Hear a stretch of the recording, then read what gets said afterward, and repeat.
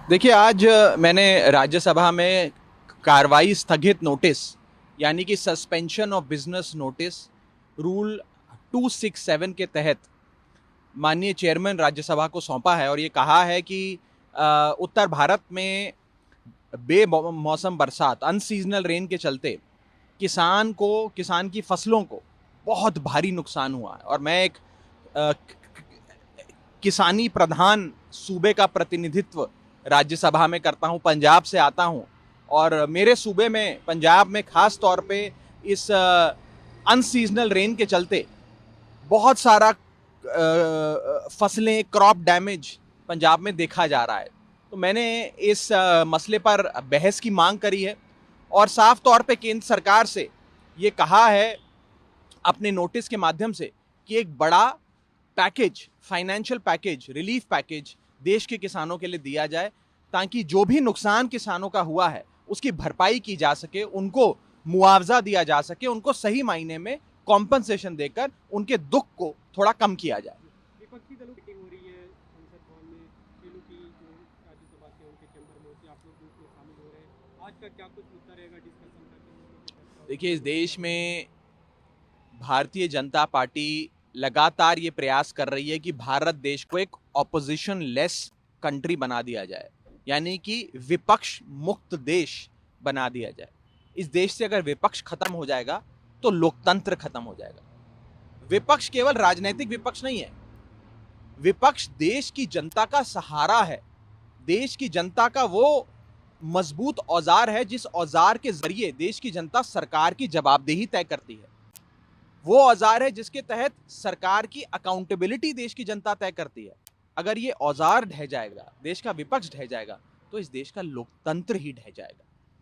और आज जिस प्रकार से भारतीय जनता पार्टी एजेंसियों के माध्यम से, कन्विक्शंस के माध्यम से, सांसदों की सदस्यता रद्द करने के माध्यम से लगातार विपक्ष पे हमले कर रही है, विपक्ष के नेताओं को पकड़ पकड़ के जेल में डाल रही हैं, ये सारी चीजें एक ही तरफ इशारा करती हैं कि बीजेपी को इस देश से विपक्ष को खत्म करना है और एक पार्टी, एक व्यक्ति, एक ही विचारधारा का राज्य इस देश में स्थापित करना है जो देश के लोकतंत्र के लिए खतरे की घंटी बजाता है। तमाम विपक्ष एकजुट होकर इसकी आवाज संसद के भीतर भी और संसद के बाहर भी उठाएगा। राहुल गांधी की जो संसद सदस्यता खत्म होने की बात सामने आई, उसके बाद आज एलओपी जो है दिल्ली की तरफ से एक बयान है। उन्होंने कहा कि एक तरफ आप एक बार भी इनकी संसद सदस्यता खत्म कर दिए, दूसरी तरफ गुजरात बीजेपी के सांसद थे, उन्हें 3 साल की सजा हो गई, लेकिन फिर भी उनकी सांसदी रिवाइव हो गई। देखिए, क्रिमिनल डेफेमेशन कानून का जिस हिसाब से दुरुपयोग भारतीय जनता पार्टी कर रही है, ये आज से पहले कभी नहीं देखा गया। और क्रिमिनल डेफेमेशन में शायद पहली बार ही किसी को हाईएस्ट इम्प्रिजनमेंट का जो सेंटेंस का जो जिक्र कानून में किया गया है वो दिया जाता है। एक ऐसे केस में दिया जाता है जिसमें कंप्लेनेंट अग्रीव्ड पार्टी भी नहीं है। एक ऐसी स्थिति में दिया जाता है जहां समरी ट्रायल किया जाता है।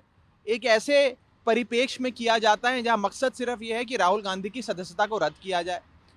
ये सारी चीजें एक ही दिशा की ओर हम सबका ध्यान आकर्षित करती हैं कि भारतीय जनता पार्टी भारत देश को विपक्ष मुक्त बनाना चाहती है। हमारे लाखों मतभेद हैं कांग्रेस से, हम कोई राहुल गांधी या कांग्रेस पार्टी के हितैषी नहीं है। हमारी विचारधाराएं भिन्न भिन्न है, हमारे मनभेद और मतभेद दोनों है, लेकिन हम सब लोग देश के लोकतंत्र के हिमायती हैं, देश के लोकतंत्र को बचाना चाहते हैं। We are all democrats at heart. और इसीलिए अगर लोकतंत्र पे प्रहार होगा, विपक्ष पे गैर कानूनी प्रहार होगा, एक ही मकसद से कि भारत को विपक्ष मुक्त बनाया जाए, तो सारे लोग इकट्ठे होंगे और विपक्ष नहीं, देश की जनता इकट्ठी होगी और अपनी आवाज बुलंद करेगी। इसी पे केंद्रीय मंत्री आदित्य सिंधिया ने कहा कि राहुल गांधी अपनी पर्सनल लड़ाई को डेमोक्रेसी को बचाने की लड़ाई बता रहे हैं, पूरी तरह से उनकी अपनी लड़ाई है, इसे देश की लड़ाई से न जोड़ा जाए।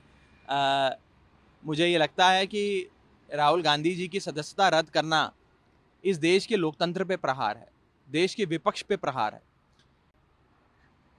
जब भारत में संविधान संशोधन किए गए, कई बार किए गए, इंदिरा गांधी जी के समय भी कई बार किए गए, संविधान के संशोधनों को गैर संवैधानिक बताते हुए सुप्रीम कोर्ट ने एक बेसिक स्ट्रक्चर ऑफ कॉन्स्टिट्यूशन की एक परिभाषा करी और कहा कि कोई भी चीज अगर बेसिक स्ट्रक्चर ऑफ कॉन्स्टिट्यूशन से छेड़छाड़ करती है उसे हम गैर संवैधानिक, गैर कानूनी करार देंगे।